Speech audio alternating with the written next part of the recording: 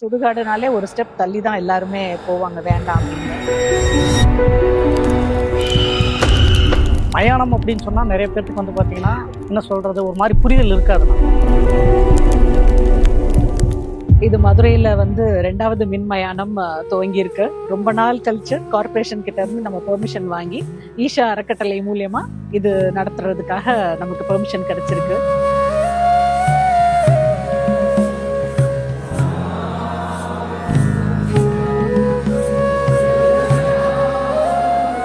மயானம்னாலே வந்து வர்றதுக்கு கொஞ்சம் நான்லாம் ரொம்பவே பயப்படுவேன். இந்த ஸ்ட்ரீட் பக்கமே நான் வரமாட்டேன்.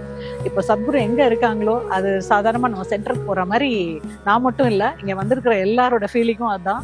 வர்றவங்க என்ன சொல்றாங்கன்னா, நாங்க போற பக்கம் வந்து பாத்தீங்கன்னா அந்த ஒரு இடத்துல வந்து பாத்தீங்கன்னா இது மயானம் அப்படிங்கிற ஃபீல் வரும். பட் ஆனா இங்க வந்தா கோயில் மாதிரி தான் இருக்கு, மயானங்கிற ஃபீல் வர்றதில்ல அப்படிங்கிற மாதிரி சொல்றாங்கன்னா கவலையே இல்லை செத்தாலும். அதுதான் என்னோட உள்ள அனுபவமா இருக்குது. யூஸ்வலா இங்க என்ன பூஜை பண்ணுவாங்களோ அதெல்லாம் பார்த்துட்டு அவங்கள வழி அனுப்புற விதம் எல்லாருக்கும் டச் பண்ணிடும்.